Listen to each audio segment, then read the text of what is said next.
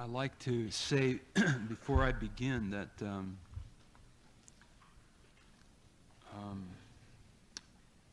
like no other program or class that I have ever taught, I felt the conflict associated with this when I drove into the university. And that's an experience I've not had in teaching. And what I mean by that is that sometimes, and I'll explain a little bit of this when I talk about the notion of lie as it relates to transference. When you come to, as a therapist, when you come to your place to meet people who are going through very powerful transference reactions, you can feel it 15 minutes before you get there.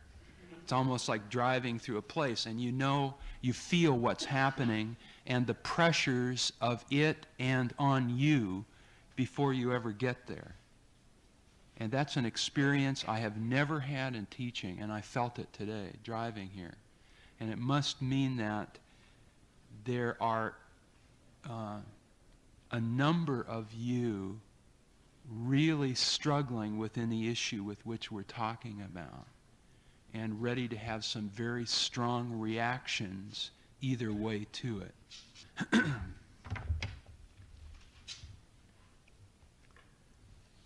I've suggested, I don't know whether they printed it up on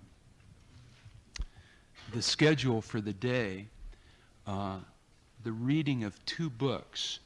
The first one is Sartre's book on Genet, called Saint or Saint Genet, however you like to deal with that, which is a quite brilliant, tedious, existential analysis of Sartre's understanding of somebody that he respected very deeply, the author and playwright Genet, who most of you probably know best for his play The Balcony. And the nature of the concept that Sartre works with in attempting to understand Genet is the implication of being a thief and the effect on Genet's life as a person, Genet having been someone who was orphaned, of the first act of thievery in his life, and how in a very powerful way his life was never the same after that act. And some of the understandings of that you will hear expressed today represent drawing some implications and understandings from that notion to understanding the concept of the lie, which has many similarities in terms of how it affects the person who lies and the people around one. So I would recommend Genet's book. I think you will find it quite repetitive, and I think that if you can get yourself through the first 100 pages of it, you would have something of the gist of it. I've had the book myself 2.5 years, and I haven't finished it yet. It's the kind of book that one reads 3 pages of, and you spend a number of weeks thinking about what's in those pages. The other book that I've suggested is my book of poems, which has very much to do with a sort of poetic understanding of the crunch of lie and the transcendence of relationships with liars, and it may give you a little different feeling about it than the Sartre book. I'd like to start by reading one poem, which is a poem that I wrote for my son. My son's peace is not found in those image spaces where lifeless dramas turn, strangers seeking nothing to the death. Why must children see this toil? Parents at birth, their soul blood, another's loneliness and desire, freedom, the gift of death. Why must children see this toil? Joyous with half lives, they seek footing in the clown's face, salvation found in spite of their beginnings. My son's peace is found in that great turmoil of persons locked in love's turn, where love goes beyond pride to seek truths of soul. My son's peace is found at the edges of courage, where fear fears, where a woman comes upon a man in violent silence, in those trees of purpose that master time. For in those places there is no need for Jesus, and freedom is not a right lost in another's sadness. My son's peace is found on the axis of honest word, that sweet compulsion of lovers. I want to begin our understanding of lying, which incidentally there's no way of teaching comprehensively within a day, so maybe we'll do it again sometime. But to begin the understandings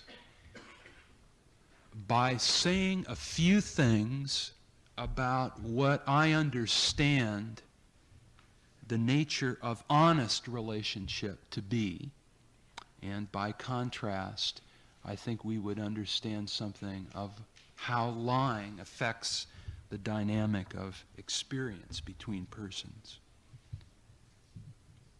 When you have two persons coming together in good faith and with good intent towards one another, and that have some kind of emotional, spiritual connection with one another.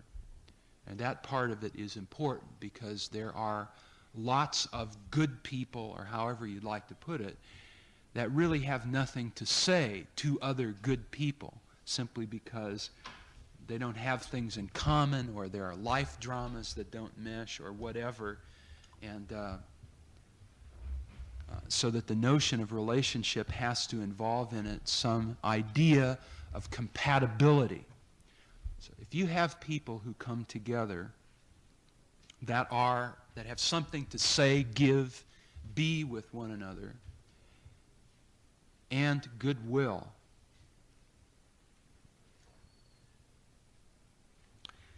the nature of what transpires between those persons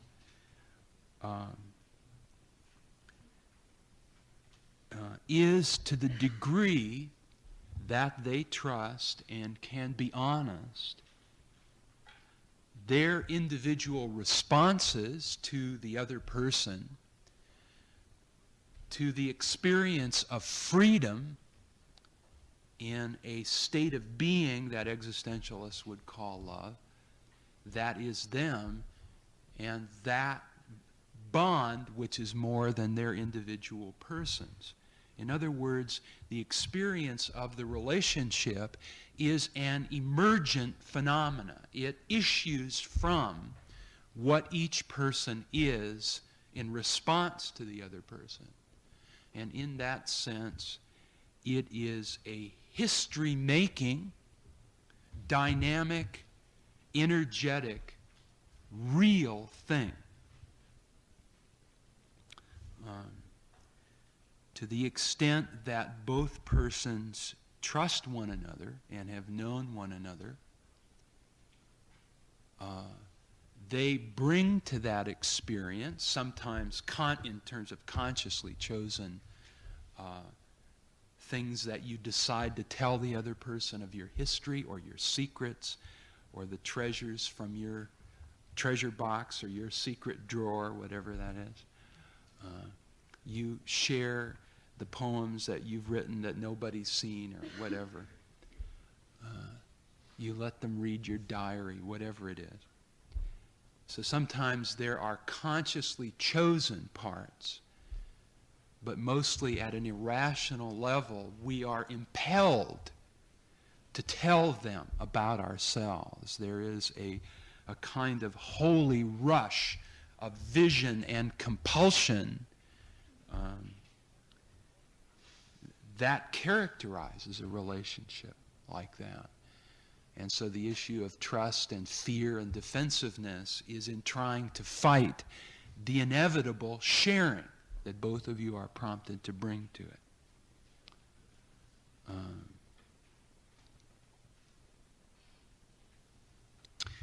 So that in that experience, as there is more and more trust and involvement, more and more of the past can be told and must be told until the place comes that the lover or friend or a relationship like this taking place in the context of psychotherapy, until the time comes where either everything must be told as it was and is, or at least the person must feel that it could be told if they wanted to.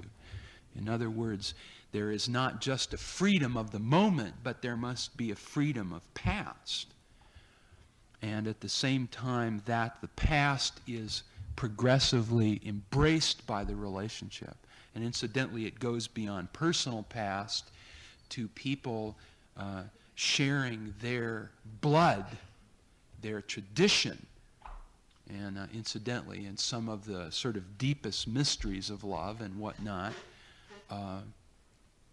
either actually people are driven to the place where they want their friends and lovers to have their blood, as a song of a friend of mine once put it. You want their blood singing in your veins. You want them to taste it. Or the blood is shared and merged by some symbolic act. For example, wanting a person that you love to be converted to your faith as an expression of the depth of the love. You must know me in that way, which is really beyond personal experience of one's lifetime. So that there is that rush of knowing, but also in the sense that these, the relationship encouraged by fantasy and imagination and the arousal of one's spirit by this powerful a relationship, you forge futures together by your spontaneous action, so that in truth, at the extremes of relationship, and not using extreme in any negative sense, or in experiencing archetypal relationship, or relationships that are paradigms of what relationship can be, at least at the level of possibility, all of past, present, and future can be between the two persons. And in that kind of relationship, there is no place for lie or bind or deal. No bind or deal or lie can hold in the face of that. And because of that, both persons experience the relationship as inspiring. They experience the relationship as an interplay of mutual responsibilities in which there is no experience whatsoever of pressure from the other person. In other words, it may be a dramatically powerful, dramatically intense relationship, but at no time does one feel the experience of pressure. There are choices to be made in sharings that make you think at times you're going to die from them.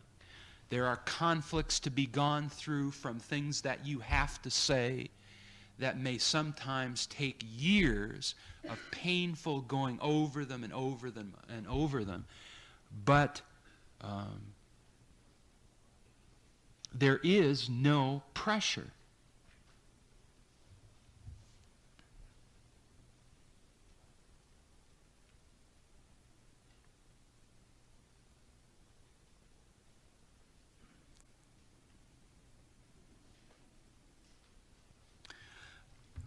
Another quality that emerges with the history of the relationship, which is in part the succession of real actions and inspirings that have been translated into action. Because a relationship can be seen as partly built out of a succession of real moments when those two persons were real with one another. And what happens when that has some time to build? It does not happen right away in a relationship. It takes some time. Incidentally, from whence comes a lot of the problems that people have in relationships, where the sense of the relationship lags behind the experience of it, where we feel a trust in the other person in the experience more than we carry it around with us. So that often in the experience of being with the person, we're able to be really free, and when we're away from them, we doubt and mind fuck ourselves about it until we have accumulated enough experiences that we begin to experience the relationship as having a substance in it that is there whether we're together or not,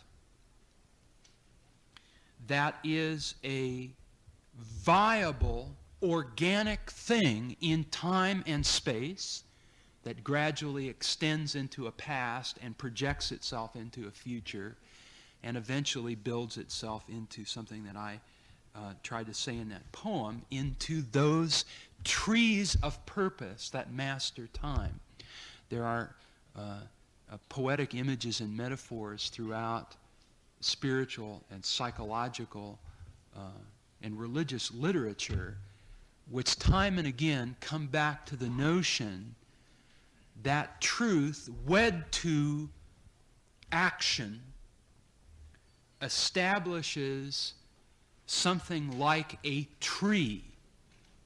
And at an archetypal level, truth is often described as the world tree, as if there is it's that feeling that we get when you see a big redwood. It's just this thing is there. It won't move, storm, lightning, or otherwise. It began before we were born, and it goes on. It's there. And relationship is often experienced with that kind of there-ness, as if there is something that projects itself from past through future that is viable and there and does not move. And insofar as relationship becomes part of all other relationships historically in some kind of continuity, there is some notion of a tree of truth that goes through generations, that is unmoving, and that forms an axis around which people live their lives are inspired and are healed. And the effect of building a tree of purpose between yourself and a doctor, yourself and a friend or a lover, yourself and a child, person, is that whatever bent our fear would further encourage in us to pressure is quieted. There is no need to test loyalty and test the relationship because it is known to be there. And the there-ness transcends the kind of bottomless, substanceless experience of our self-doubt. Even the medusa of our questions about love and friendship gain no spunk in the face of that thing which we know to be true. It is unquestioned. So that the relationship can then be experienced freely. When it happens, it happens. When there isn't energy in it, there isn't energy in it. When an event happens, it happens. And we can go on to other things in our life, not because we now neglect the relationship, but because there, as well as other things. And we don't have to secure the relationship when we're ready to leave it and do something else by weaving a pressure trip which will ensure that that person is there when we turn away from them, go do something else, and come back because guilt has held them in our absence. So that there's no need to lay a number on the other person or ask for reassurances or demand drama because the relationship is simply there. And what that means is that all that can happen in the history of that kind of relationship is that things can only get better or stay the same. There are some relationships that we have which, for one reason or another, we are not able to experience for a time or sometimes years. Sometimes we have to go away from a friend or a parent for years and find out what we can do independent of them.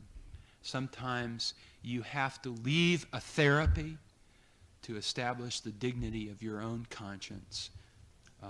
You have to find out that you can figure your life out without having double-checking it for somebody or finding out what they think before you think about it or finding out what they think after you think about it. There are times when it's time to leave. And in those relationships, the relationship stays the same whether you're with each other, experiencing each other, acting together. None of it is lost. Whatever that thing is there, waiting to be refound and experienced, and to have the history added to if at some time down the road your paths cross again for good reasons, and it's time to be together again. So either relationships that are real build or they stay even. Nothing is lost. And that is a great sower of patience, faith, and trust.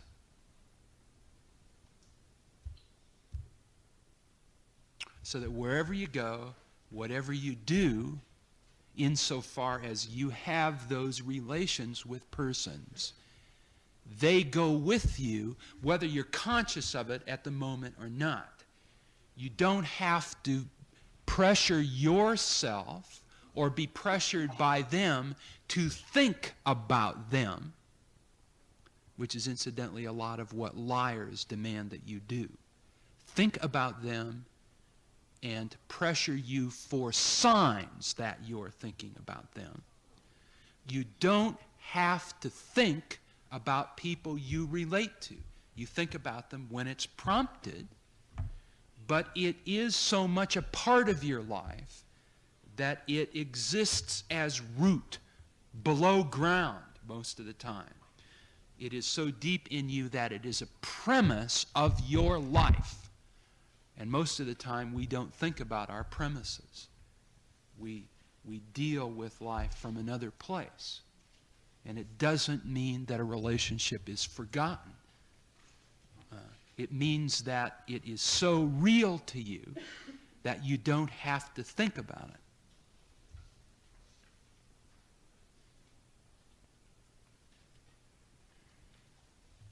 What this also means then, and this is the last thing that I want to say about real relationship, is that like identity, one can never lose all that one is and what has transpired between you and the other person. It can never be lost because it's real and it registers there in this tree of purpose. And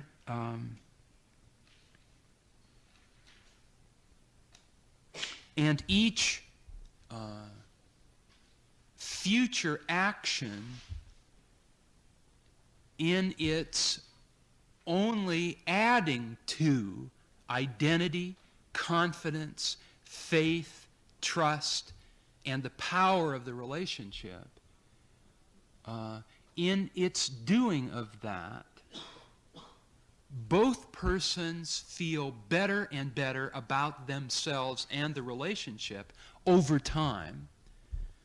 They are more and more of a person for that, and in a certain way, they are less and less in need of the relationship for each deepening of it, until relationships reach that beautiful place where